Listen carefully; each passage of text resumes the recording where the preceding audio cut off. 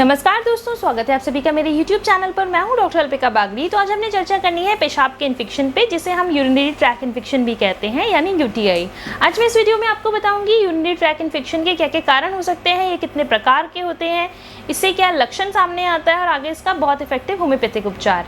आज का वीडियो बहुत ज़्यादा इन्फॉर्मेटिव है, इसलिए वीडियो को अंत तक जरूर देखिए। और अगर आप मेरे चैनल पर नए हैं तो मेरे चैनल को सब्सक्राइब जरूर कर लीजिए और साथ में दबा दीजिए बेल आइकन, ताकि मेरे आने वाली वीडियोस की नोटिफिकेशंस आपको मिल सकें। तो चलिए शुरू करते हैं।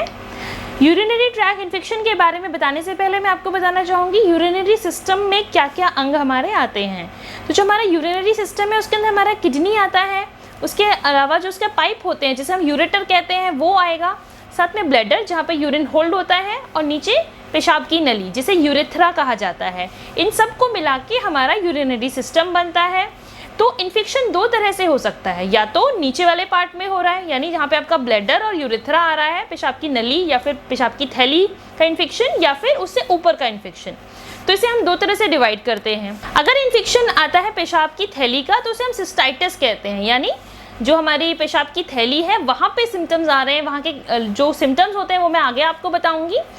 यूरेथ्रा का पेशाब की नली का सिम्टम हो सकता है, उसे हम यूरेथ्राइटिस कहते हैं। अगर आपको इन्फेक्शन हो रहा है ऊपरी तरफ का, जहाँ पे हमारी किडनीज और यूरेटर होते हैं, तो उसको हम पाइलोनेफ्राइटिस कहते हैं। तो ये मैंने आपको तीन प्रकार बता दिए, तीन टाइप बता दिए, सिस्टाइटिस, यूरेथ्राइटिस और पाइलोनेफ्राइटिस। अब मैं आपको बताना चाहूँगी कि सिम्टम्स क्या क्या देखने को मिलते हैं अगर इस तरह के कुछ भी कंडीशन आने लग जाती है। तो देखिए, अगर दो पार्ट्स में हम डिवाइड करें तो सबसे पहले मैं आपको नीचे वाले पार्ट का बताऊंगी कि जो लोअर यूरिनरी ट्रैक इन्फेक्शन है उसमें क्या क्या सिम्टम्स आते हैं। तो ये बहुत कॉमन इन्फेक्शन है, किसी भी बैक्टीरियल इन्फेक्शन की वजह से, फंगल इन्फेक्शन की वजह से या वायरल इन्फेक्शन की वजह से ये फैल सकता है, और ये बहुत कॉमनली पाया जाता है, खासतौर पे महिलाओं में। तो इसके जो लक्षण आएंगे वो आएंगे कि आपको लोअर एब्डोमेन में पेन है, पेशाब करने का बार बार डिज़ायर होता है, पेशाब थोड़ा थोड़ा पास होता है, साथ में बहुत ज़्यादा दर्द, जलन के सिम्टम्स आते हैं। अगर सिम्टम्स बहुत ज़्यादा प्रोमिनेंट है तो हो सकता है थोड़ा बहुत ब्लड भी आपको देखा जा रहा है कि इन्फेक्शन बहुत ज़्यादा बढ़ गया है। साथ में थोड़ा बहुत फीवर भी आपको देखने को मिल सकता है। पेशाब करते टाइम एकदम चीज़ जैसा उठेगा और पेट में भी क्रैम्प लाइक सेंसेशन आपको हो सकता है। तो ये लोअर यूरिनरी ट्रैक इन्फेक्शन के सिम्टम्स रहेंगे। यूजुअली पेशेंट ये सिम्टम्स जब बताते हैं तो कई बार ऐसा डाउट होता है कि अगर पेशाब का इन्फेक्शन आ रहा है तो ये क्लियर हो जाता है कि ये लोअर यूरिनरी ट्रैक इन्फेक्शन के ही सिम्टम्स हैं। अगर अपर यूरिनरी ट्रैक इन्फेक्शन के सिम्टम्स आते हैं, यानी पाइलोनेफ्राइटिस अगर हो रहा है, तो सिम्टम्स देखने को मिलेंगे हाई ग्रेड फीवर, साथ में पस लाइक आपको डिस्चार्ज आपको यूरिन के थ्रू मिलेगा देखने को। उसके अलावा फ्लैंक पेन, यानी जो हमारा किडनी वाला रीजन होता है उससे हमारे एब्डोमेन में पेन एक सीवियर सा उठेगा। उसके अलावा यूरिन की जो टेंडेंसी रहेगी वो इसमें भी बढ़ी हुई रहेगी। साथ में दर्द, जलन का सिम्टम इसमें भी देखने को मिल सकता है। साथ में ब्लडी यूरिन यानी हिमैचुरिया भी इसमें देखने को मिल सकता है। तो ये दो मैंने आपको बता दी, लोअर यूरिनरी ट्रैक इन्फेक्शन और अपर यूरिनरी ट्रैक इन्फेक्शन। अब मैं आपको बताना चाहूँगी पेशाब का इन्फेक्शन किन लोगों में ज़्यादा देखने को मिलता है। ये बच्चों के कंपैरेटिवली अडल्ट्स में ज़्यादा देखने को मिलता है। उसके अलावा ये महिलाओं में ज़्यादा देखने को मिलता है because of morphological reasons. Next आ जाता है कि इसमें क्या क्या कारण हो सकते हैं। कारण में देखिए, बैक्टीरियल भी हो सकता है, वायरल इन नेचर भी हो सकता है, फंगल इन नेचर भी हो सकता है। ई कोलाई बैक्टीरिया जो इंटेस्टिनल बैक्टीरिया होता है, जो हमें इंटेस्टिनल प्रॉब्लम कॉज करता है, कई बार ये भी यूरिनरी ट्रैक में एंटर कर जाता है, जिसकी वजह से ये इन्फेक्शन देने लग जाता है। उसके अलावा क्लाइमीडिया या माइक्रोप्लाज्मा हो सकते हैं। नेक्स्ट रीजन्स की अगर हम बात करें तो इंटरकोर्स एक रीज़न होता है, जिसके बाद भी महिलाएं बहुत ज़्यादा इन्फेक्शन उनको कैच हो जाता है। उसके अलावा हाइजीन मेंटेन ना करना, ये भी एक रीज़न होता है। प्रेग्नेंट महिलाओं में भी पाइलोनेफ्राइटिस के सिम्टम्स ज़्यादा देखे जाते हैं। उसके अलावा जो महिलाएं OCPs ले रही होती हैं, यानी जो ओरल कंट्रासेप्टिव पिल्स पे होती हैं, उनको ज़्यादा दिक्कत होती है। मेनोपॉजल फीमेल्स को भी टेंडेंसी ज़्यादा रहती है यूरिनरी इन्फेक्शन कैच करने की। उसके अलावा जो डायबिटिक पेशेंट्स होते हैं, जिनको शुगर की बीमारी है, उनमें भी टेंडेंसी ज़्यादा देखी जाती है। उसके अलावा जो बहुत ज़्यादा एंटीबायोटिक्स जो लोग लेते हैं, उनमें भी टेंडेंसी ज़्यादा रहती है। जो लोग पानी का इंटेक कम करते हैं या फिर ऑयली स्पाइसी चीज़ें ज़्यादा खाते हैं, हाइजीन मेंटेन नहीं करते, तो वो भी एक रीज़न हो सकता है। जो लोग इम्यूनो कॉम्प्रोमाइज्ड पेशेंट्स होते हैं, जिनको मल्टीपल बीमारियां हैं, जिनकी इम्यूनिटी बहुत पुअर है, उनमें भी पेशाब का इन्फेक्शन देखा जाता है। उसके अलावा जिनको पथरी की समस्या है, उन लोगों में भी दिक्कत ज़्यादा दिखा जाता है। और वो लोग जो यूरिन को होल्ड करके रखते हैं, कुछ लोग ऐसे होते हैं जो यूरिन को लंबे समय तक होल्ड करके रखते हैं, जिसकी वजह से वहाँ पर बैक्टीरियल इन्फेक्शन होने की चांसेस बढ़ जाते हैं और उनको यूटीआई का दिक्कत देखने को मिल जाता है। तो ये मैंने आपको बता दिया कॉजेज़। अब मैं आपको बताना चाहूँगी क्या क्या इन्वेस्टिगेशंस आप करा सकते हैं अगर आपको यूरिनरी ट्रैक इन्फेक्शन के सिम्टम्स फील हो रहे हैं। पहले तो आपके सिम्टम्स से ही थोड़ा आइडिया लग जाता है कि आपको यूरिनरी ट्रैक इन्फेक्शन हो सकता है।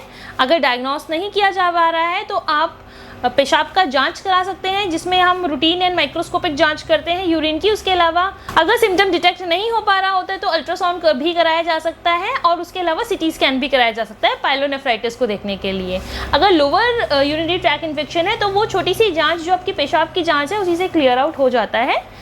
अब मैं आपको बताना चाहूँगी आपको पेशाब के इन्फेक्शन से बचने के लिए क्या क्या करना है। तो इसमें बहुत ज़्यादा और सबसे ज़्यादा ज़रूरी हो जाता है कि आपने हाइजीन का ध्यान रखना है, आपने अपने अंडरगारमेंट्स डेली चेंज करने हैं, आपने यूरिन को कभी होल्ड नहीं करना, आपने पानी का इंटेक अच्छा रखना है, आपने ऑयली फैटी चीज़ें, स्पाइसी चीज़ें आपने अवॉइड करनी है। अगर आप शुगर के पेशेंट हैं तो आपने अपनी शुगर मॉनिटर करके रखनी है, उसे कंट्रोल करके रखना है।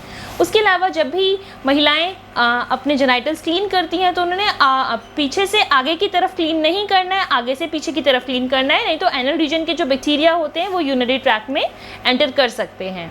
और आपने अपना कॉटन का ही अंडरगारमेंट्स वेयर करना है और उसे रिपीटेडली चेंज करना है। अगर वो ओल्ड हो जाते हैं तो उन्हें आपने डिस्कार्ड करना है। उसके अलावा आपने ऑयली स्पाइसी चीज़ों के साथ साथ आपने कॉफ़ी और अल्कोहल का भी इंटेक अवॉइड करना है, और कोशिश कीजिए आप स्मोक भी अवॉइड करें अगर आपको बार बार टेंडेंसी रहती है यूरिन इन्फेक्शन की। एक और चीज़ का आपने ध्यान रखना है, जब भी आप कहीं बाहर जाते हैं आपको पब्लिक वॉशरूम यूज़ करना पड़ता है तो कोशिश कीजिए आप उसको अवॉइड करें। एक तो आपने यूरिन होल्ड नहीं करना, अगर यूज़ करना भी पड़ रहा है तो आप प्रॉपरली उसे क्लीन करके ही आप उसे यूज़ कीजिए, नहीं तो आपकी टेंडेंसी जो है वो और बढ़ जाती है यूरिनरी ट्रैक इन्फेक्शन होने की। तो मैं आपको बताना चाहूँगी ऐसी कौन कौन सी इफेक्टिव होम्योपैथिक मेडिसिन हैं जिन्हें लेके आप अपनी यूरिन इन्फेक्शन की दिक्कत में हमेशा के लिए आराम पा सकते हैं, क्योंकि ऐसे बहुत सारे पेशेंट्स होते हैं जिनको बार बार यूरिनरी ट्रैक इन्फेक्शन होता है। तो अगर आप जो प्रिकॉशंस हैं वो भी लें और साथ में होम्योपैथिक मेडिसिन अगर आप चलाते हैं तो आपको काफ़ी हद तक आराम आने लग जाता है। तो इसमें सबसे इंपॉर्टेंट और पहली मेडिसिन आ जाती है कैंथेरिस 30। अगर सिम्टम्स आ रहे होते हैं दर्द जलन के साथ, अगर पेशाब करने से पहले, दौरान और बाद में तीनों टाइम ही दर्द जलन का दिक्कत रहता है, साथ में पेट में मरोड़ जैसा उठता है और पेशाब में छोटे छोटे वाइटिश से कण आते हैं, यानी अगर एपिथेलियल सेल्स आ रहे होते हैं तो उसमें कैंथेरिस बहुत इफेक्टिवली काम करती है। कैंथेरिस में जो एक कटिंग लाइक सेंसेशन होगा, पेन जो होगा बहुत कटिंग लाइक होगा, क्रैम्पिंग पेन उठ रहा है, पेशाब की बार बार डिज़ायर हो रही है, जब भी करके आ रहे हैं थोड़ा सा यूरिन आ रहा है और हर बार बहुत ज़्यादा पेन होता है। तो कैंथेरिस 30 का जो डोजेस रहेगा दिन में 4 बार आप ले सकते हैं, एक बारी में 4-4 ड्रॉप्स डायरेक्टली ऑन टंग, या आप आधी चम्मच पानी में भी 4 ड्रॉप्स ले सकते हैं। अगर आप गोलियों में कंज्यूम कर रहे हैं तो आप 4 गोलियां 4 बार ले सकते हैं। इसको आपने कुछ दिन तक रिपीट करना है और आपने बाकी जो प्रिकॉशंस हैं उन्हें फॉलो करना है, तो आपको बहुत अच्छा आराम आएगा। नेक्स्ट मेडिसिन आ जाती है सार्सेपेरेला 30। अगर सिम्टम्स आ रहे होते हैं कि आपको पेशाब करने के बाद दिक्कत होता है, पेशाब जैसे ही आपने यूरिन पास किया आपको सडनली बहुत तेज़ दर्द जलन का एहसास हुआ और आपको जो यूरिन है वो स्कैंटी आ रहा है, कम आ रहा है, और यूरिन में वाइट से अगर कण शो हो रहे हैं तो आप सार्सेपेरेला 30 ले सकते हैं। सार्सेपेरेला का बहुत अच्छा एक्शन रहता है अगर आपको यूरिनरी ट्रैक इन्फेक्शन में ये सिम्टम्स प्रोमिनेंटली आ रहे होते हैं। तो सार्सेपेरेला का जो डोजेस रहेगा दिन में 4 बार आप ले सकते हैं, एक बारी में 4-4 ड्रॉप्स। नेक्स्ट मेडिसिन आ जाती है एपिस मेलिफिका 30। एपिस मेलिफिका का बहुत अच्छा एक्शन रहता है अगर सिम्टम्स आ रहे हैं स्कैंटी यूरिनेशन के, साथ में प्यास बहुत ज़्यादा लगती है, यानी कम पेशाब आ रहा है, बूंद बूंद करके पेशाब आ रहा है, और जब पेशाब आता है बहुत तगड़ा वाला टीस वाला जलन पेशेंट को फील हो रहा है, टीस वाला दर्द पेशेंट को फील हो रहा है, साथ में बॉडी के अंदर देखा जाएगा कि वहाँ पे एडिमा होगा, यानी बॉडी में स्वेलिंग जैसे सिम्टम्स भी आ रहे होंगे, पेट के अंदर भी स्टिंगिंग पेन होगा, चुभन वाले दर्द हो रहे होंगे। तो इस तरह के सिम्टम्स अगर आएगा तो एपिस मेलिफिका 30 आप ले सकते हैं दिन में 3 बार, एक बारी में 4-4 ड्रॉप्स। नेक्स्ट और इम्पॉर्टेंट मेडिसिन आती है स्टेफिस एग्रिया।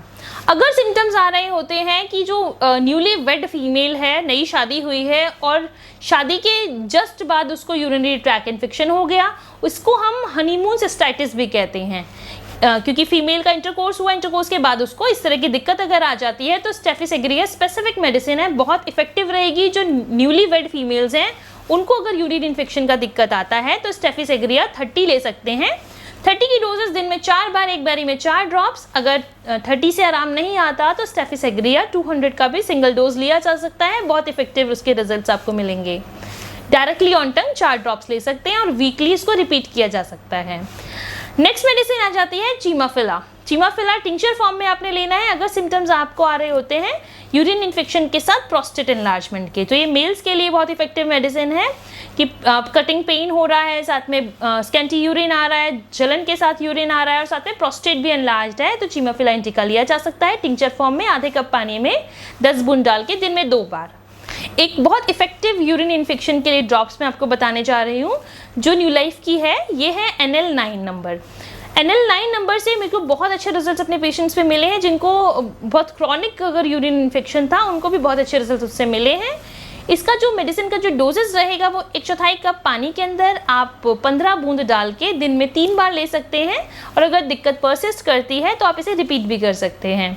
तो जो आपको डिल्यूशन सूट होता है आप वो लीजिए, साथ में आप इसको भी चला सकते हैं कंटिन्यूअली। और पानी का इंटेक अगर आप अच्छे रखेंगे, हाइजीन मेंटेन करेंगे तो आपकी दिक्कत में आराम आ जाएगा। आशा करती हूँ आप सभी को मेरा आज का वीडियो अच्छा लगा होगा। अगर मेरा वीडियो अच्छा लगा है तो अपने फैमिली फ्रेंड्स के साथ शेयर करना ना भूलें। मिलते हैं नेक्स्ट वीडियो में। Please like, share and subscribe to my channel. Thank you so much. नमस्ते।